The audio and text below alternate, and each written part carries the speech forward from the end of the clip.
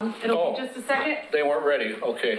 I forgot about the high. You're ready. Okay, the Transportation Advisory Committee meeting of Tuesday, May 15th, 2018 is called to order. Lisa, would you call the roll, please? Mr. Anderson? Here. Mr. David? Mr. Jessic? Here. Mr. Lyman? Here. Mr. Mahoney? Here. Mr. LaSalle? Here. Mr. McEnroe? Here. Mr. Mitchell? Here. Mr. Tong? Here. Well, that's great. We got a full house here almost, except for Jonathan. Good. Item 2, approval of the minutes of April 17th, 2018. Does anybody have any corrections, additions, or whatever to those meeting minutes? Seeing none, all in favor, say aye. Aye. Aye. Opposed? Passed. Item number 3, agenda analysis. Does anybody have any changes or additions to the agenda that they'd like to make? Is it appropriate to bring that 7th and Center Street pedestrian crossing up for that? Remember we talked about that? Or is that 7th Center? We would probably have to go to future agenda. Yeah, could we do that? That would be later. Oh, okay, all right. Yeah. Bob, I just want to make it clear, 7th and Center crossing? Or are you talking about the pedestrian activated beacon at John Adams and 7th? No, right here where people try to cross to get to the McLaughlin house. Okay. I saw a family almost get wiped out. People coming up the hill just rambunctious, you know how they come around that turn. The guy put on the brakes and there was a family of 7 stepping off the curb trying to make it. And I thought maybe we ought to look at that for pedestrian safety. Because, with summertime coming and tourists aren't familiar with the city and this kind of stuff. So I just thought it would be something worth discussing, bring it to the attention. Bob called me about it, and I suggested we put it on future agenda. So, citizen comments, item 4. Does the citizen with us is just here to observe how we do things? So, welcome. Thank you for attending. Item 5, new business and discussion items. 5A, Public Works Report. All right, so we're going to try and get through this relatively quickly. I think I say that every meeting. And 9 o'clock, we're still never really happens, so sorry about that. But so I put a couple things on your at your dais seat, and I don't know if you need copies of them or not, but there's a couple of things up there. And the first one I wanted to talk about was the one that says Circuit Court of Oregon on the top, and I want to go through that just a little bit, not in detail, but I've highlighted a couple of sections that, to me, I thought made a difference. First of all, this is about this is a lawsuit between the McLaughlin neighborhood and the city of Oregon City with regard to our current site at 122 South Center Street. And the Clackamas County Court heard the case as Judge Catherine Weber. And I think Martin spent every day in that trial, and it was about 9 days of trial. 9 days. I will say a little frustrating that the city was even in this position. And as the McLaughlin neighborhood's position on this case, on this part of the case, because there's several, but on this part of the case was about whether or not the area that we use, both upper and lower, whether or not they were intended to be part of Waterboard Park in the past and in the future, right? They were arguing that use of Public Works use of that site was a short-term solution, and that the forefathers before us had intended for that site to be used for a park, not for Public Works. And we opposed that. And there was lots of, we'll call it evidence that the neighborhood brought to the court. A lot of maps and studies and things that kind of had some inference that maybe that should be used differently than how we're using it. And again, it took 8 days of detailed testimony. The city's time with that was much less, but we spent a lot of time listening to the McLaughlin neighborhood and some of their experts kind of testify. And I say that at the end of the day, the judge ruled in the city's favor and have cleared that property as not a part of Waterboard Park. And I think that's significant. I suppose this can be yet appealed again, and we've seen a lot of appeals in this town. And in this case here, I feel terrible about the fact that the public had to spend as much money and time, public didn't spend time, but public resources were spent on this case when they really shouldn't have been.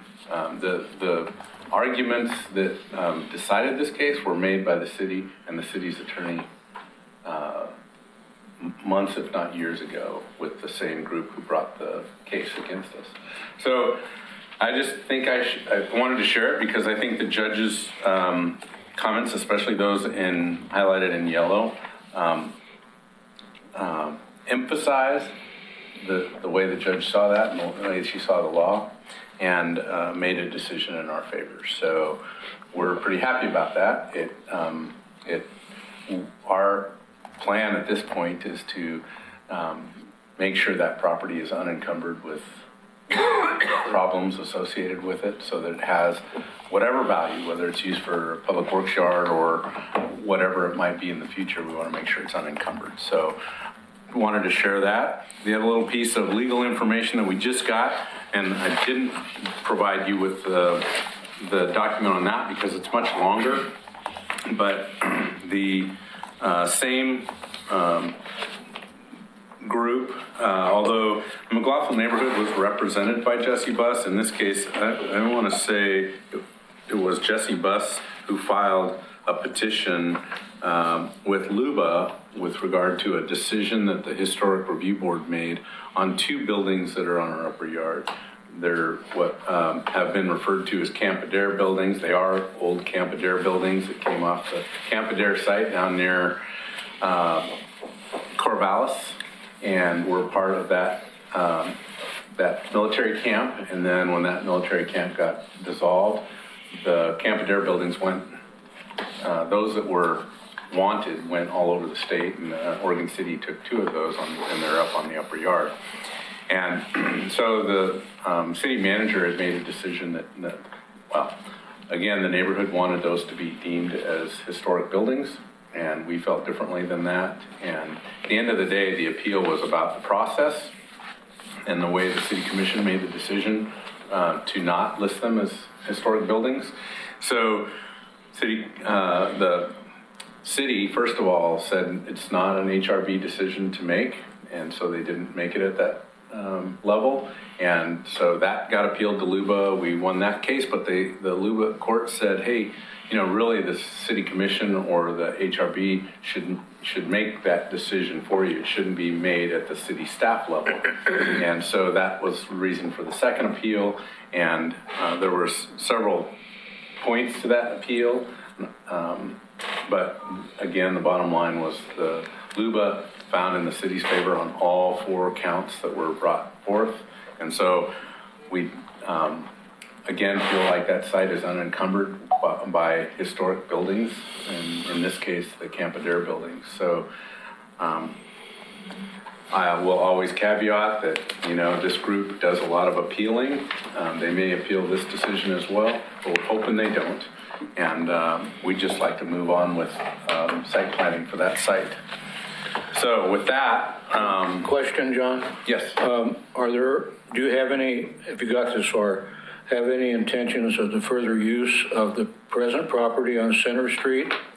What first came to mind is if you eventually get the old distribution center property, which I think is great, but unfortunately it will take it off the tax rolls. So have you thought about maybe selling part of the Center Street property to gain taxes, or have you got that far? We have not gotten that far. Okay. I mean, as someone who thinks about that site, and talks about it, you know, internally, there's lots of options there. Yeah, right. So, I knew you were very early in the process. So. right. We really kind of want to talk to you about this, which is the other flyer that's on your dais. And there you go. So this is just a flyer that came out early in the process. It's not got a lot of information on it other than, well, it's got a lot of information about the site itself, but the city learned pretty early on that actually through the media that General Distributors had been bought out by Columbia Distributors, and that they were planning to close the Oregon City distribution site. And so we reached out to them to find out if they were interested in selling the property, and found out pretty early on they were, and that they would start talking to us before they actually listed the lot. So we've made good progress on that. We've got an accepted offer. We have, we offered them about, I think the property was a $7.1 million purchase, and then there was some extra equipment that came along with that that amounted to, I don't know, $13,000 or something. So, so anyway, we're, Martin's leading the effort with all the due diligence work, and been putting a lot of thought into what maybe that facility could be down the road in terms of how it could work for operations use. The other little component to that, which I think is another win-win, is the Parks Operations Group was trying to figure out a solution for Parks Operations, and they were planning to make improvements in the form of new buildings at the cemetery site. And even though I think so in talking through that, we thought there's probably opportunities on this for all of operations to be up there. And so that's where we're at right now. We're about 30 days into our due diligence, maybe not quite that much. Is there anything of interest at this point? I think we know it's got fuel tanks on it. It's, you know, security fencing, security cameras.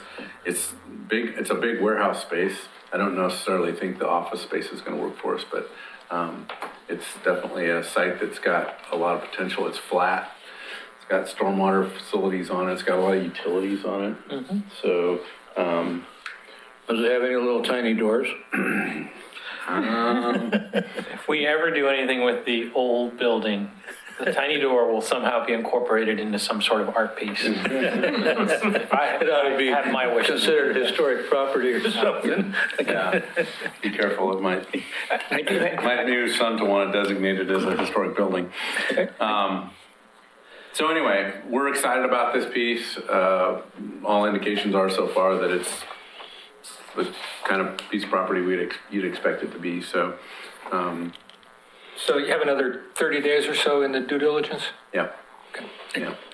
A question that probably doesn't have an answer, but looking at this, it looks like there's not enough room for the gravel storage and the other stuff that you got up in the upper yard that's outside in the bins and whatnot. So I'm guessing that may have to stay up at where it is now. Well, you know, it's 4.7 acres. I mean, it's laid out nicely in that it's flatter. It is.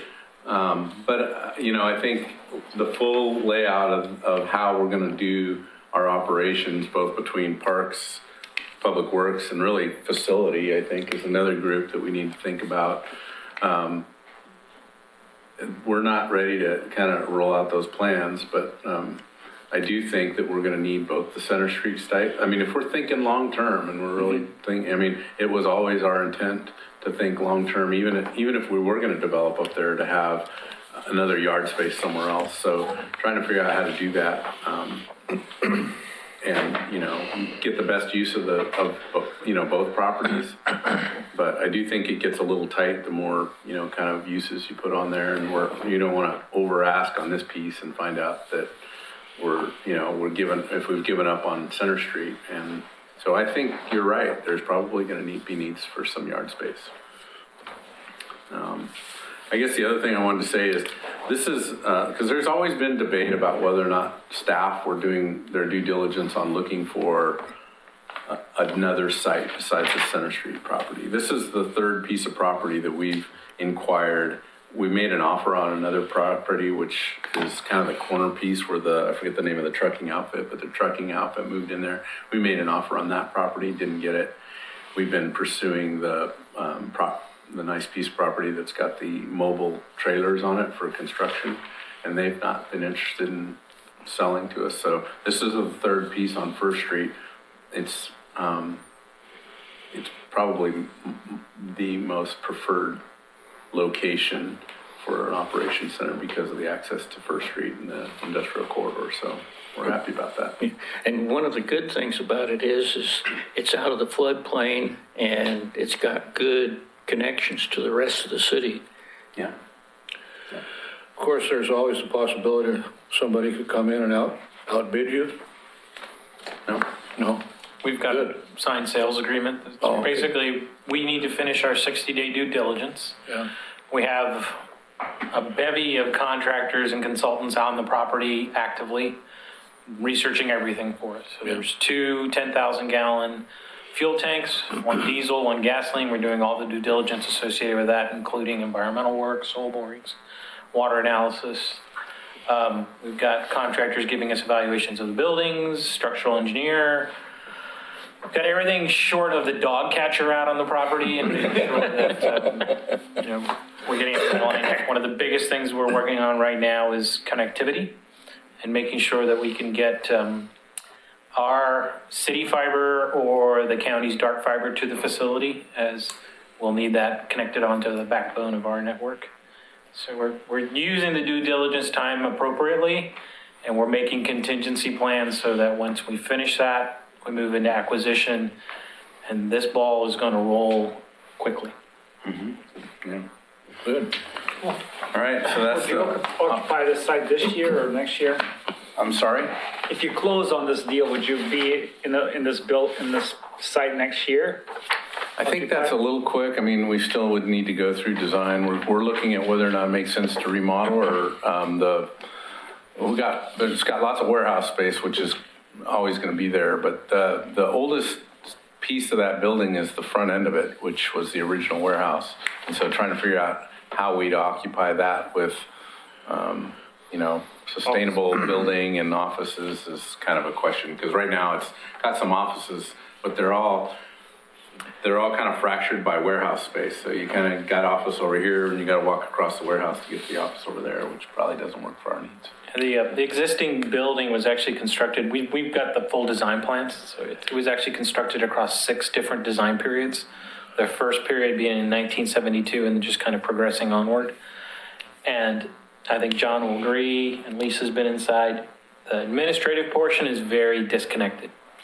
It would be difficult to do a remodel and trying to create that cohesiveness that we don't have at the current facility, and it's just kind of, you move out of a disconnected building into another disconnected building, so we want to take a look at all those, do our due diligence for, what are our options? Is it a remodel? Is it make some just structural improvements, or is it something else? Do they have truck maintenance facilities there at all? Not really. Not shop space like what we would need. Yeah. So I guess the other thing that, as we've been telling the story, like to mention, Commissioner Shaw always likes to mention this when we're together at a neighborhood meeting, which is, the city's not borrowing money to acquire the site, nor would we borrow money to do whatever we do for improvements. So really, this started even a year or two before I started with the city, which has been about 15 years now. The city's been stocking away money for refurbishment of the Center Street site. So because of that, we've got about 13 million in the bank right now that we'll utilize to make the payment and utilize to make the improvements.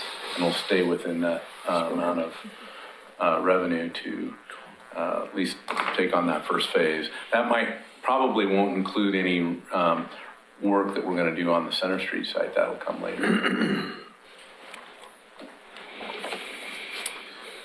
With no other questions, we'll go to 12th and Washington. So is there any other questions about that? So 12th and Washington signalization project, that is, I'd say, behind schedule. We've got Brown Contracting under contract to do the work. We've met with them. Our latest meeting was with the franchise utilities, so PGE has been down there. They've kind of been, they're busy too, so let me just say that. I get that they're busy, but that was the first thing that had to happen was get PGE poles reset. They need to go with taller poles at that intersection just to get all the wires that are hanging off those poles up and out of the way of the signal. So the new PGE poles are in, all the PGE lines are moved up, and now all the other utilities that were below them need to move up. So we're pressing them pretty hard to get that moving along because the contractor would have liked to have started this project months ago.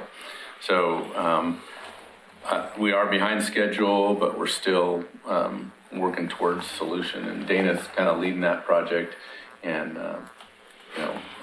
we've got a couple of staff people that are really kind of working with the franchise utilities to try and get them to move on that a little quicker so we can get in there. But hopefully that'll go good. And there's another little element to that, which is the paving project, which Martin will give you an update on the paving projects, but there's one leg of that we need to pave so that we can get the new loop detection in there when the signals finally end. So we kind of got to coordinate that too. But other than that, that project's moving forward. Malala Avenue grant, good news there. We met with Metro, who is providing the funding for the Malala Avenue grant. So if you remember, we received just under $4 million in grant funding for Malala Avenue between Beaver Creek Road and Highway 213. And the idea there is to improve sidewalks, ADA access, stripe bike lanes, replace the signals at Gaffney Lane in Claremont, and really just kind of enhance that corridor with hopefully mid-block pedestrian crossings, some medians, basically access management along there. If you're used to going into Subway or I forget the auto parts store there or some of those other businesses, they've got kind of unchannelized driveways, so it becomes kind of a safety risk. Not to mention there's no sidewalks through that area, so there's a lot of big shrubs in there, but you got to get out into the pavement to actually make that work. So big project. The funds were awarded for years 2019 through 2021. So that's when we were expecting to get the funds. And in talking to Metro, one thing that happened out of the award was our project was also, they defederalized those funds. So let's just say that TriMet, Metro and really the state, they're all trying to work together to try and defederalize. So take these projects that are kind of smaller like this that maybe experienced public agencies can deliver and do that without a lot of strings attached to the funding. If it's a federalized funded project, there's a lot of strings attached, a lot of reporting that goes along with it. So not only did we got a little less money than what we were asking for, but the defederalizing makes it much easier to deliver. And in meeting with Metro, it sounded like their staff had a lot of flexibility on how willing they were to work with us. And, yes, they want reporting, and yes, they want to make sure, the money's being spent wisely, but not a lot of red tape, not a lot of hoops to jump through. So that's good news. So they actually said, look, we will reimburse the city for expenses. So any expenses from today forward, we don't have to wait till 2019. So we just need to make sure we're documenting our project costs appropriately so that they can essentially audit them. So we're pretty happy about that. We're still trying to make progress on the Myers Road project, and we got this Washington Street project, and really Dana Webb is kind of the project. She was the one who put most of the lion's share of the work into the grant application, so she's kind of our project delivery person on that. And so we've heard that yes, we can move forward, but we also got to work it into our work plan. So you should see more updates on that as we move into the end of this year and first of next. Any questions about that project? Other than saying, isn't it fun working with the telephone company and the cable company to move their facilities? congratulate you on making the progress you're making. Yeah, we have a right-of-way manager now, too, that was, we have had a right-of-way manager, but he left, and it's been a few months since we filled that, so we have a staff person who's filling that. So just having that point of contact that's building relationships with the franchise utilities, all of them, because there's many of them out there, and trying to, give them a heads up about what's coming, what to expect. When they know what's coming and should have known what to expect and they're still not working, he can call them up and ring their bell that way too. And if needed, we can kind of flex our muscle with some of the agreements that we have with those folks. So, but most of the time they're just busy. That's their problem. They're just very, very busy like everybody else. So item number 4 was the fire department signal removal request. I think I've talked about this, but I'm not sure. So wanted to share that the Molalla Fire Station, if you've been up on Molalla, you notice it's heavy into construction, starting to actually take shape and look like a fire station. And in the land use approval process, there was discussion about dealing with the fire signal that's on Molalla Avenue. It's an old state highway signal. It's way outdated. We're fortunate that it worked as long as it did, but our requirement was to replace that. And the fire district has since come to us and said, we really don't think we need that fire signal. And so we've looked into what would be the appropriate kind of documentation to justify removal. And so they moved forward with that, and they hired a transportation engineer who has looked at the manual and uniform traffic control for standards for how to justify the placement or removal of signals. So they've submitted that. One of the requirements was that we actually solicit public input on that. So I don't know if you've driven through there, but there's a sign that says, if we're planning to, remove this signal. If you got an opinion about that, here's the website to go look. We didn't get a lot of feedback from that, but that was kind of meeting that threshold. So they have since submitted the report. Staff has reviewed it. We also worked with John Replinger, who you guys have heard from before. He's our contract traffic engineer. He's also reviewed their report and concurs that they've justified the idea of removal of that signal. So that's the direction we're going to move with that. And I don't know the exact timeline for that, but we were really kind of waiting on them to produce the report and share it with us and us to review it. So that's soon to change. Any questions about that? We're going right through these. So ODOT was here and spoke to you folks a little bit about the I-205 widening project. And or actually, I can't remember if they were here or if you did shared the video. Right? You did it. You shared the video. Shared the video. Yeah. Okay. So they're planning to actually come. That schedule's moving pretty quick as well, mostly because the legislature set some pretty tight deadlines for that I-205 widening project. So they've got this brochure, which is on your table there in front of you. We've talked to them a couple times. We're starting to meet with them monthly. They're going to be in front of the city commission. I think it's on June 20th to kind of share, more of the construction details of, because there's a lot of impacts. I don't know if you realize this, but they're planning to widen that bridge, right? And make sure it's seismically upgraded. In order to get the width that they need, they're actually going to, there's, columns out there that are span, the bridge section. They're going to take out columns even wider and remove the existing ones. So quite a bit of impact on our side. They've actually got to build a temporary bridge that gets them out to where they can do the geotechnical borings and build those columns the way they need to build them. So they're going to have impact on John Storm Park, and on the other side, which is the boat ramp there in front of Sportcraft, they're going to have an impact on Abernathy Creek comes into the Willamette River right there. So if you're familiar with that boat ramp at all, imagine them using all that area under I-205 and beyond to kind of build a platform that they would then work from. And so they wouldn't work off the barges? They will be working off barges as well, but they need to build this platform to get out. What's going to happen to the sea lions? I mean, was that in the impact statement? You got a bunch of fishermen that are happy.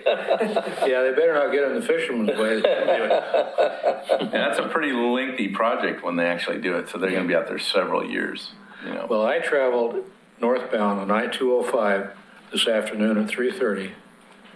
And again, greatly impresses my importance of this. What a mess. You know, I avoided that area, but I just happened to get trapped in it today at 3:30. And wow, that's terrible. And it does seem to be the bridge itself that's doing it. That A-cell, D-cell lane on where you come off of McLaughlin and you want to go west, you have to move over one lane. And if you're going to 43, you have to move to the right one lane. So you've got you got cars that want to go right at whatever miles per hour. You got cars that want to go left, and you got about 10 feet to do it in. And But that I seems think to be really what's the going on. capacity, the width of it is the real problem, because the backups start right at Stafford Road, where you lose that third lane. And it goes back past the Gladstone interchange going the other way. Yeah. Are they still holding the schedule that you outlined last time? Yeah, they're trying to move, you know, relatively quickly. And again, a lot of that's, you know, directed through the legislature. So I heard that they got, I don't know, another 13 million or something from leftover project on Highway 26 to help finish the design work. So yeah, they're moving pretty quick. And one of the challenges in Oregon City, if you, again, have been following the operations center and some of the, there's one other development project in the local news where projects have, if you know, in Oregon City, many of our parks are charter protected, right? And so if you, if you're talking about a charter protected park in Oregon City and you want to do something different to it, like use it for construction purposes, or you know, if you're going to encroach with a roadway project or utility project, then the charter provisions say if it's a charter protected park, you need to go to a vote of the people. And so that's true for John Storm Park, which is right there. And so the state's looking pretty hard at taking that to a November election to make sure they get approval that they need there from the people of Oregon City. And so the big question is, what happens if the voters don't approve it? Well, my suspicion is we'd look at our charter a little harder, because having that kind of a change held up by voter approval would be a shame. So that's coming as well. Changing the charter, though. Shades of annexations. Say that again. I say shades of annexations. Could be. It could be. The legislature could step in, I suppose. Would the city look at it prior to that? Would the city look at what? The charter issue, rather than wait and see if it passes or fails? You know, that's a And good that question. requires a vote of the people. That would require a vote of the people as well. But I think what's interesting is not all the city parks are charter parks. And, you know, I think lawyers would argue about which are and which are not charter protected.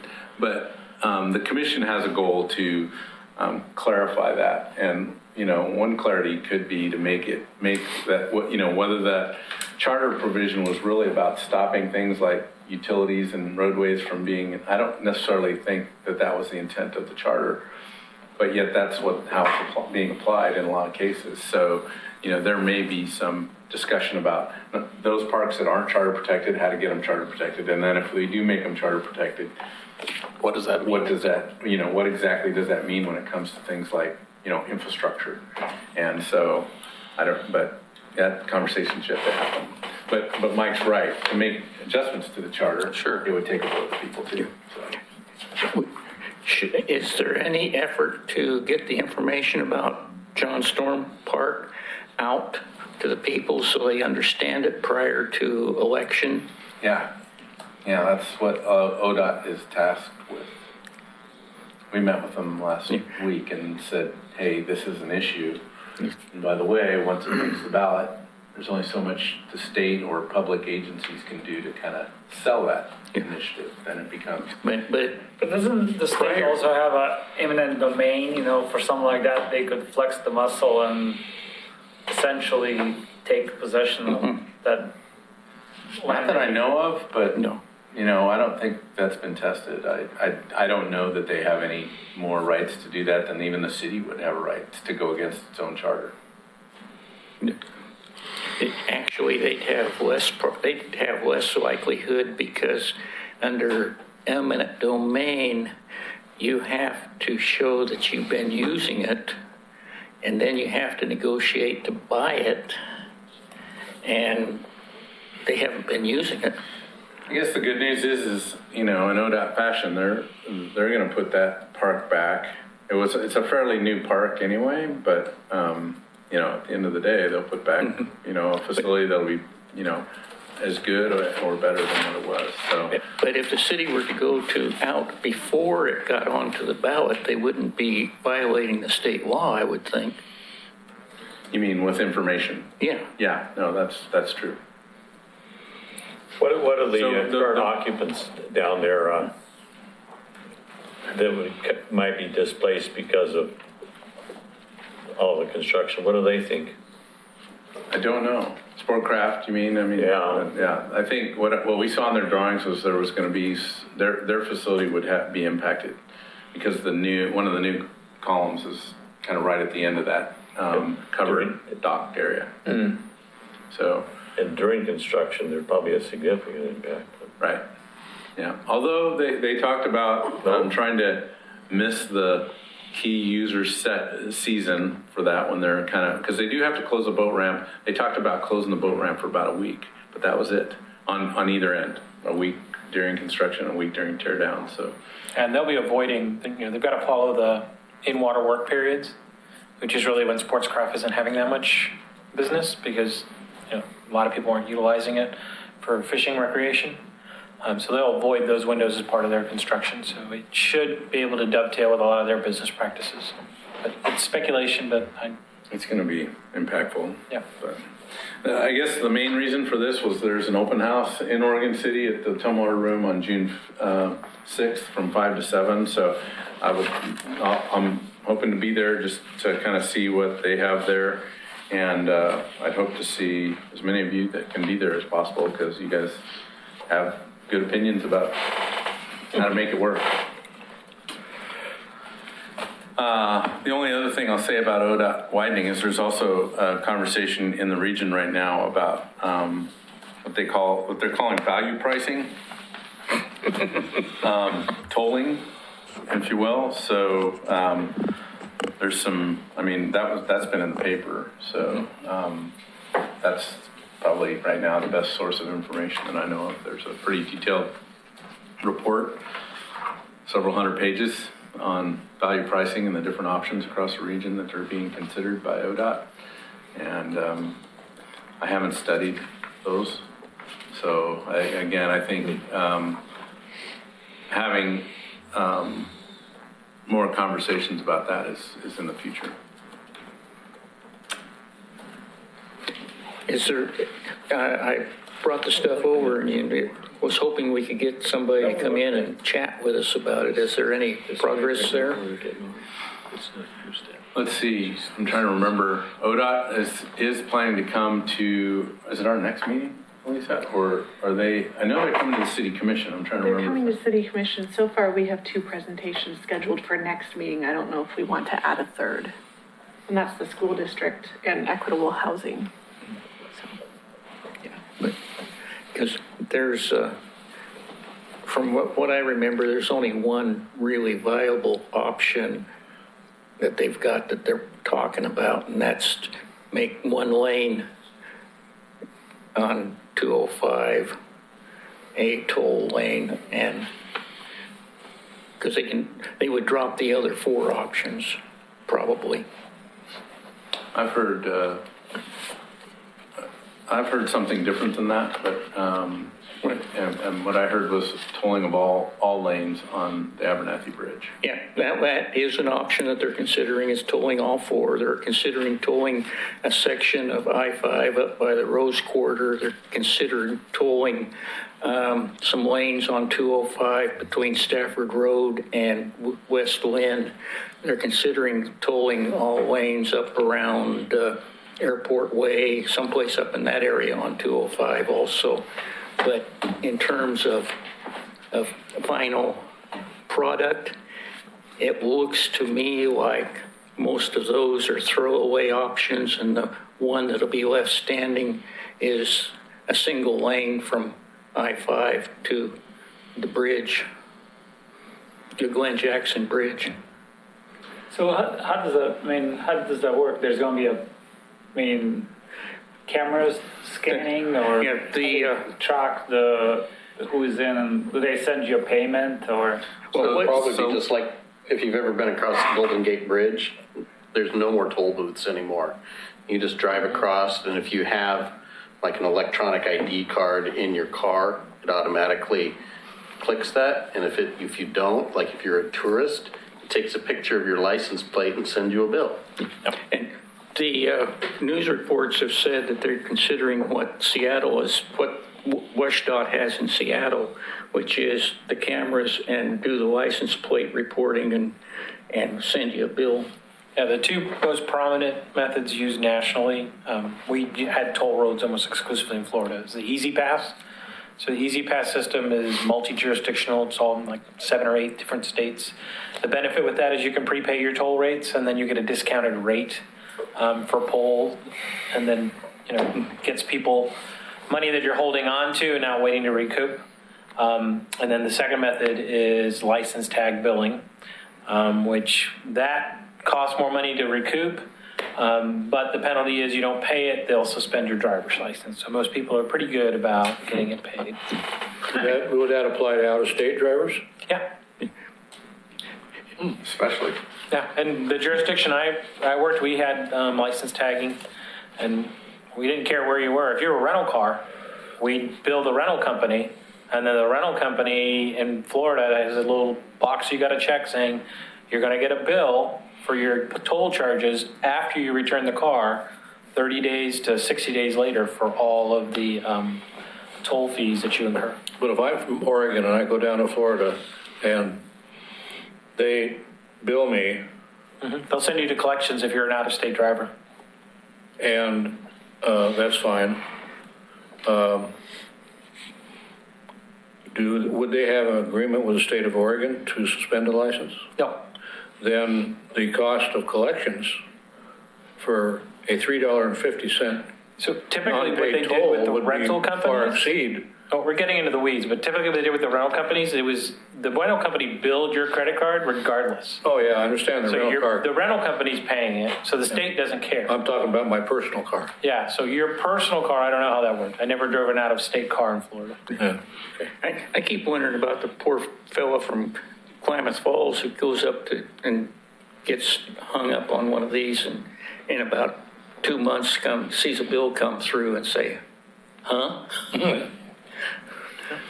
I keep thinking about my unpaid parking ticket in San Francisco 40 years ago. So I just wanted to clarify something, that this widening project, this is all just research at this point. There's no funds set aside to actually do it yet. Right, that's true. Yeah, they're working on the design though, and I think there's a lot of interest in the region to get that the third lane, if you're talking about between Stafford and the bridge. Yeah, so trying to figure out how to fund that is really what a lot of this tolling question's about. And so, actually what I heard was, and again, I think a lot of this is playing out, but what I heard was they were wanting to start with tolling I-5 between downtown and 217, somewhere in there. They've got a toll location figured out, or thought to be, and it would be at all lanes.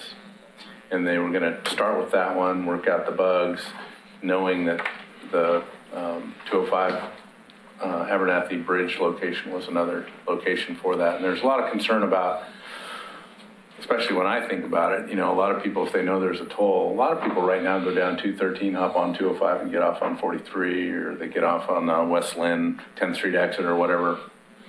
If you knew there was a, peak hour toll of $3.50 or whatever the number would be, it's more likely you're going to come through Oregon City, jump on the Highway 43 bridge, take Willamette Drive, and go wherever you want to go. That's what I do. And so that is a big concern. So how do you mitigate that problem? And then on top of that, we've got congestion problems at both. You could toll Oregon City Bridge. Yeah. Which happens to be a state highway bridge.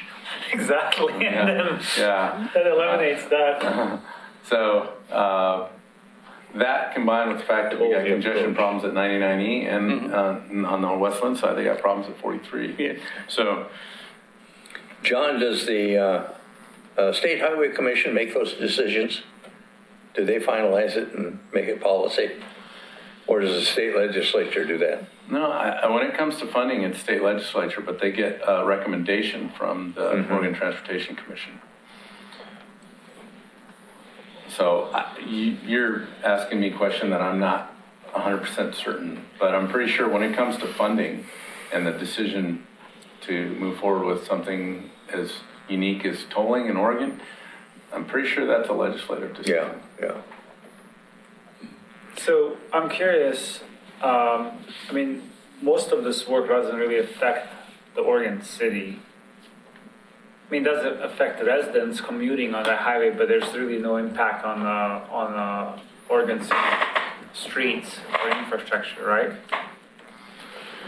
Well, the project, as ODOT defines it, is adding a third lane from Stafford Road to Gladstone exit, or 213 exit, right? That's their charge, and their charge has been, let's just tie in the existing interchanges. The exception to that is this little on-ramp on the Abernathy Bridge from Highway 43. That's kind of one exception, but really they're not wanting this project scope to creep a lot into the interchanges. And so that's where we're kind of struggling, because you're doing all this bridge work. Yeah, they can tie in the interchanges in a way that won't affect a future project at the 99E interchange, for instance, but we'd kind of like them to just get it all done and include that in the project. That's our preference. But we heard pretty loud and clear that, the message from the top was keep your focus on this third lane and not deal with interchanges at this time. And so that's the effect that it could have on local streets. If they don't deal with it, then we could see all of a sudden the bottleneck then becomes even further a problem at the interchanges. And as a just a sidebar kind of a thing, Clackamas County sent out something a while back saying they were considering putting a bridge in for replacing a Canby ferry, which would help in this situation a little bit if we could, people from Canby could get across the river without having to go through Wilsonville or the Boone Ferry, the Boone Bridge, or up here on 205 and Abernathy bridges. So, yeah, I heard that's not a new idea. it's not a new idea. It's just that they're opening it up again. I think it's a good idea, but Because they're losing money on the ferry. all right. So I think you guys are going beyond what I can answer on I-205 widening, which was really about letting you know there's an open house. So go to it and get all these questions answered. Just count on it, John. Just count on it. Yeah. I was going to talk about the trail news. And Yeah, go ahead. so I'm sure all of you read the trail news, right? Cover to cover. Cover to cover. That's good. Do you read the public works section? Absolutely. It's the best section, or don't you think? Well, I don't know. It's up there. I mean, police put stuff in here, parks and planning, a swimming pool, they got all their stuff, but it's public works is the heart of the magazine. We're the color insert. That's all I Yeah, gotta say. we paid extra for this color insert, and that's what I was wanting to show you. So in there is I think I handed this out out to you guys at last meeting anyway, but Okay. just wanted to draw your attention to it again. It's got all the projects that we think were, impactful to you or the citizens, and a little description on what they are, and if you want more information, how to get it. So that's what's in there. And as far as I know, tomorrow the city commission is on the consent agenda to award our big paving contract, which Martin and Matt Olson kind of oversee, and it's a big one this year. It's not necessarily probably our biggest project in sense of miles of pavement, but it's pretty expensive this year. So our bid prices were right in line with the engineer's estimate on this project, but our engineer was wise enough to realize that construction costs have gone up. So it's a little over $2.4 million contract for pavement. And I don't know, you don't know the number of ramps, the 98 ramps that we're fixing in that, do you? 70, I want to say, 70 something, right, Lisa? I think so. Yeah, I want to say 72 is the Yeah. number, but And 20 sewer inlets and yeah. It's like, So it's not the biggest contract, but I think it's going to be probably one of the most impactful, in particular to High Street and South 2nd Street. There's a series of projects that are going to be going on. As much as we can, we try and marry our utility work with pavement work following immediately behind it or the next season. It's just a cost savings for all of us. So in a couple weeks, you're going to see work start on 15th Street for finishing up the stormwater system repairs up there all the way. It's 15th at Madison and then also down at 15th and Center.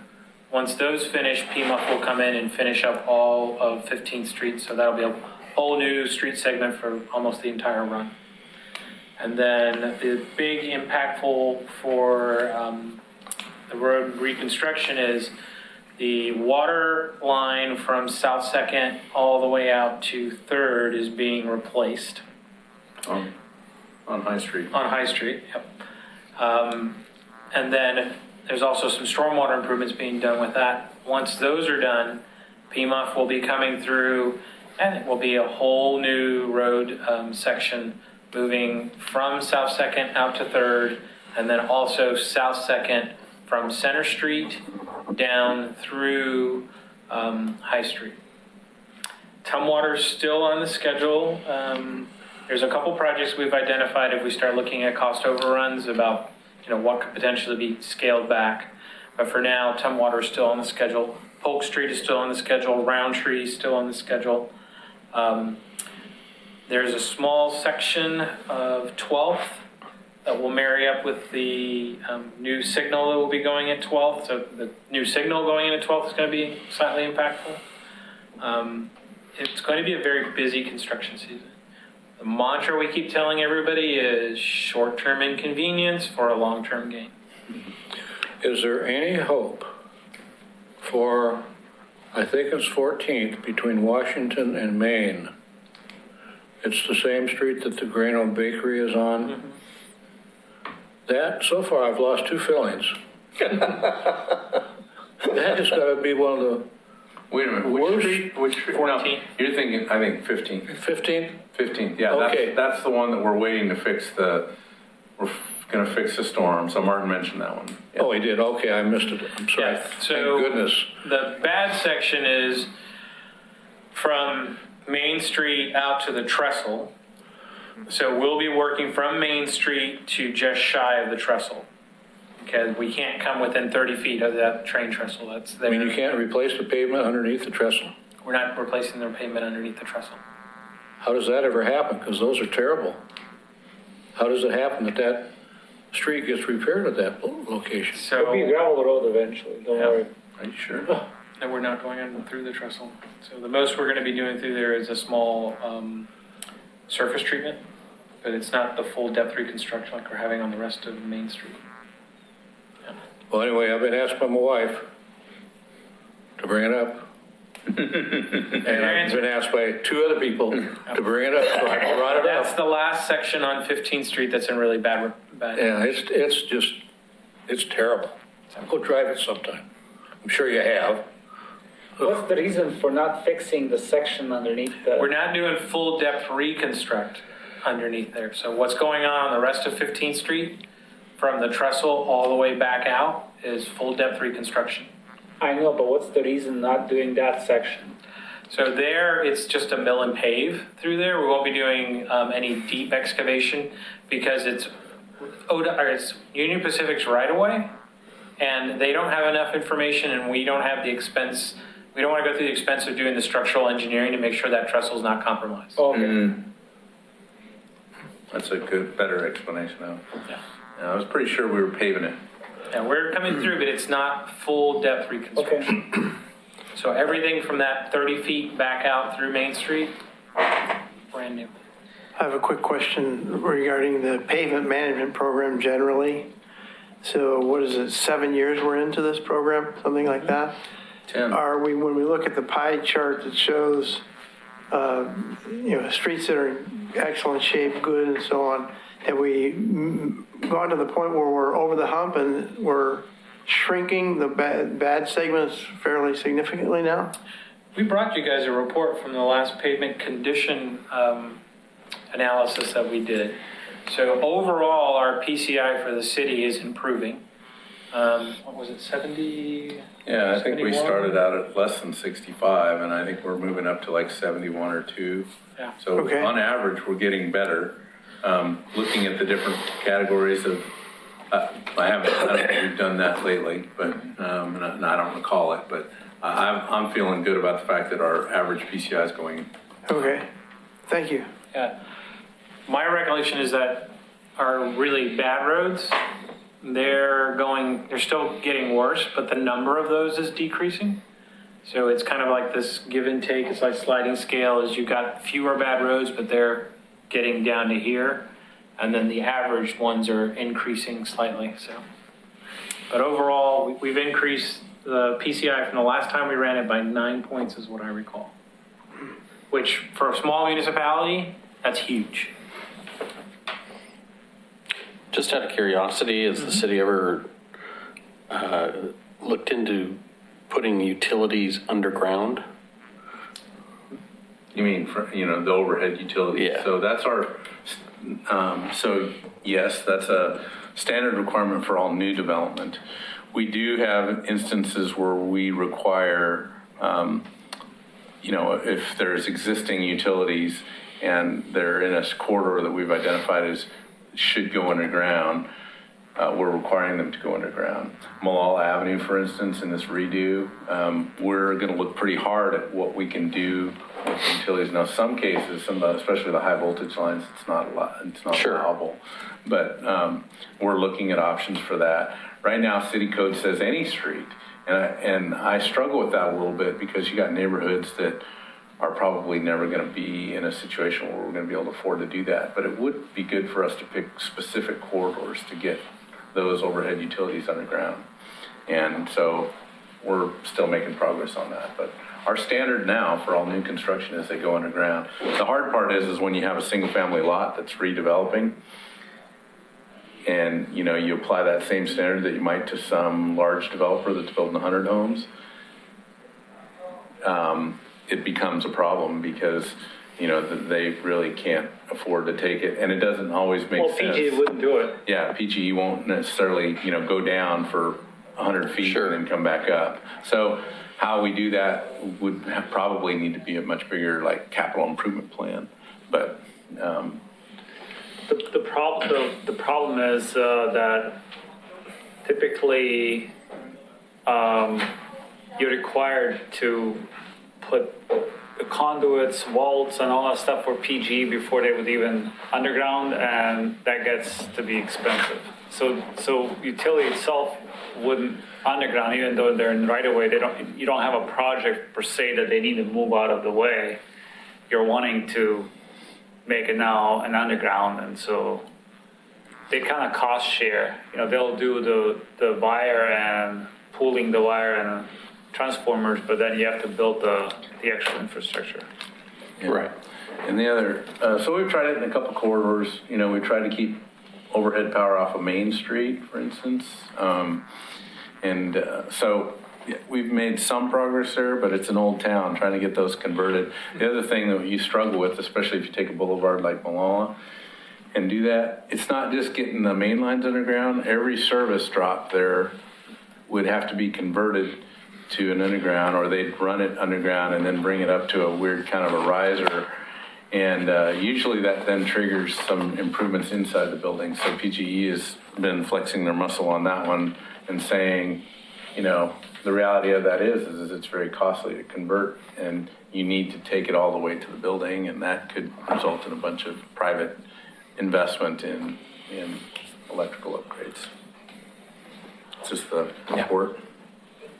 We're at 76, and that's where we started at. Yeah, okay, so since 2012, it looks like we were at 62 PCI, and we went in 2017 to 76. Great. PCI's pavement condition index, it's a methodology for getting an average score for the condition of your pavement for various Thank you. segments. What does that say? Oh, arterial. Yeah, so it's broken out for road classes. So our arterials on average are 79 PCI, collectors on average are 75 PCI, residential locals on average are a 75 PCI, and then our other roads are a 50. 50 is considered poor. How do we rank against Other municipalities? in the region? I know Matt's looked at that in the past. I don't have it in this report. We have compared it against other agencies comparable size that are doing PCI reports, but I can't remember where we stand locally. So that's all I had on the agenda, and it's been an hour. That's pretty good if we can get over in an hour. Wow. Item 6A, TriMet listening session and future service workshops.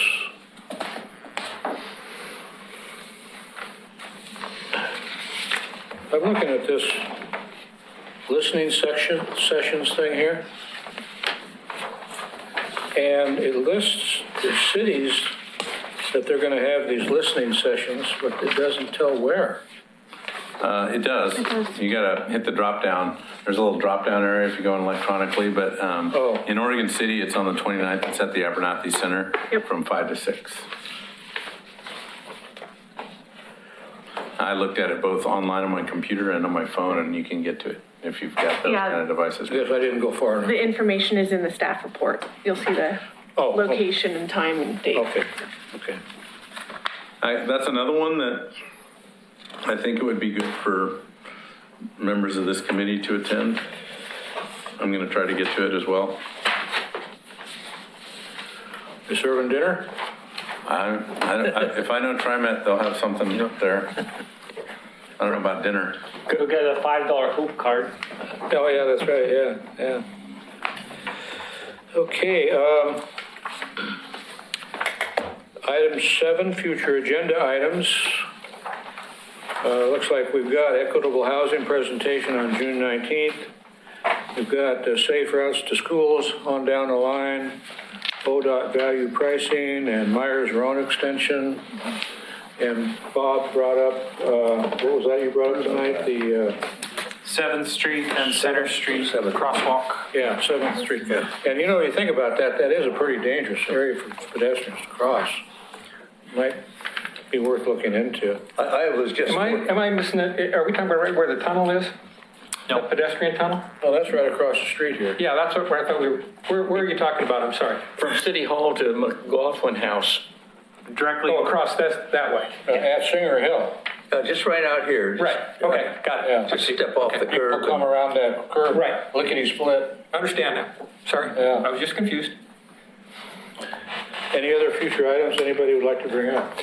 I have one thing, and I don't know if it belongs with this committee or not, and I'll make a long, sad story short. Yesterday morning, closing the sidewalk Carmageddon, rather than just sidewalk closed. my commute route is down 213, and then McLaughlin Boulevard. And I turned right onto 213, and 100 yards down the road, I see the traffic stop. So I made a U-turn, don't tell anybody. Didn't think to check my phone, because I figured, oh, it's got to be on 213. It couldn't be all the way at the bottom. So I went Maple Lane, Holly Lane, and I ended up at Holcomb and Redland. From Holcomb and Redland to 17th and Washington by the end of the Oregon Trail Center took me an hour. Exactly an hour. And then from there to McLaughlin Boulevard took another 20 minutes. And I want to be careful how I say that because I love our police department. I think they're terrific. They did a terrific job. But with all that going on, and I know they were hammered with trying to investigate the accident, but there was no traffic, nobody directing traffic at any of those intersections, like 15th and Washington. And you had people coming west on 15th, like I was, trying to turn right. You had people coming down the hill, of Washington. You had people coming down Washington trying to turn left. You had people coming down 15th. And my question is, and I don't know if this group would have any role in that or not, but, do we have some sort of a emergency plan on that handful of intersections where if they get shut down, we're all in trouble? And do we have any kind of mutual aid with Clackamas County Sheriff or City of Westland or City of Gladstone? And I don't know if we have that. If we do, it didn't work. And I know our police department was overburdened by that, but I don't know if this group would have a role in trying to push that kind of a plan or not. So I don't know if it belongs on a future agenda or not. I'd like to see the police department or traffic division or whatever make a presentation to us about what Mike just brought up. I can add another footnote to that. That is the So- second time that something like that's happened, because when they took the bridge out and they moved it, that was just about the same extent as what happened yesterday morning. Yeah, but there was warning for that, so people knew. Well, yeah, but there was a little bit of hired direction, that is to say, third-party traffic control people. Right. But it was still pretty much hit or miss, driver beware kind of a situation. Yeah, I think, trying to assemble that kind of response is going to take some time in itself. And while this happened at 3, I don't know what time they opened it back up. Does anybody know that? It was... about 6:45. Yeah. They opened it back up at 6:45? Yeah. So, And by 10 o'clock, 5th Street was back to normal. It had a side effect on all the traffic that goes across the Clackamas River by the bridge on the Carver side? Carver. And so, because we were going that way, and we ended up in an hour's worth of traffic there, and there wasn't sheriff's deputies directing traffic. I've seen sheriff's deputies directing traffic on very busy Sundays or something like that when people are swimming, but there wasn't a soul down there, and so we didn't try to cross the bridge there in Carver. We headed east and doubled back. It was a mess. But the county is still working at Carver Bridge. They were digging a big hole there last night. Yeah, well, this wasn't part of that. This was, because I drive that a lot, probably 3 or 4 times a week at a minimum.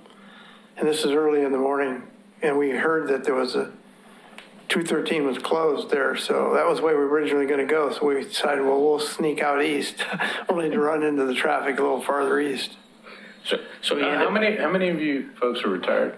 How many of you, raise your hand, how many of you are retired? Are you retired? So we got... Well, my wife says I'm retarded, but that's okay. So I just want to point out that you guys are retired and you're up at before 7 a.m. in the morning, stuck in traffic. There's kind of a problem with that. I'm just saying, I heard about retirement. Is it supposed to be a little different? Hey, John, I was specifically avoiding saying where we were going. We were going skiing. may I make the suggestion that when you retire, you're going to have a very strange enlightenment. Is that right? Well, I mean, Don't tell them about it, don't tell them. Oh, I'm sorry. But we had a funny thing happen last night at the planning commission meeting, because one of the main topics was potential traffic problems on Holcomb Boulevard with new development. And so as we're having this very active discussion, the person next to me showed me her smartphone, and she's got this app on it that alerts her to any accidents. And I looked at it, it says, Holcomb Boulevard closed at Abernathy and Redland Road during that discussion. I thought it was kind of apropos. I was going to get up and say something, but I held myself back. Bob said something funny happened at the planning commission meeting. There was nothing funny about the planning commission. Nothing at all. I didn't hear anybody laughing. There was a lot of grinding of teeth and slamming of doors. Mike, trying to answer your question, we do coordinate with the police department when there are traffic incidences as much as we can. On a lot of these, there's not a prescribed if this, then that. There are too many variables to try and account for. yeah. So there's no wrote or written contingency plan that's just for every little scenario. We do coordinate with them. They talk to us, we talk to them. If there are things that we can roll out and implement, we try to do that. In most instances, and Lisa will tell you this because she's usually the one that gets the call, by the time we get everything loaded up, put into the back of the truck and start getting people rolling out, whatever it was resolves itself. Yeah. The other thing that seems to work better than saying, we've got an incident here, now go this direction, is drivers tend to find their own way. And if you tell them you have to go this way, then what winds up happening is you have a magnified effect of congestion in one particular area rather than the system coming to its own little homeostasis. So that's my input. Yeah, if it's a longer event, we tend to get a little more involved, but yeah, that's, I was seeing some of what Martin was talking about just now on Fifth Street during that episode yesterday morning. They were stacked up going down to Washington. Every single car was turning right onto Washington. None of them was turning left on to High or Center and coming out to South Second and hitting McLaughlin. That was practically clear of cars. Well, it's kind of automatic resistance to go in the opposite direction of where you want to get to. Yep, absolutely, absolutely. every, I live off South End, so every road coming down, South End, Center Street, Fifth, Malala, every one of those had people coming down. And by the time they got into this downtown area, they were frustrated enough they were turning on all the side streets, thinking they'd find another way, and all that they were really finding was chaos. So I guess that's the other point, is usually when it's gridlock like that, other than those drivers that are so frustrated that they're making quick moves to go somewhere else, or doing a U-turn where they shouldn't do a U-turn. For the most part, it's pretty safe because people aren't traveling too fast. I found out so far that's this device here is the one that is the most accurate. It's looking at other phones, other cars, and it just tells you just stay there. And I kicked myself more than once for not checking my phone, because I would have just turned around and gone back home, put my feet up. Okay, any other future agenda items? I would like to remind especially our new members that next month will be our last meeting going into our July and August break. We do not have meetings in July and August unless it's necessary. We may call other meetings, but normally we don't meet in July and August. Anything else? This meeting is adjourned.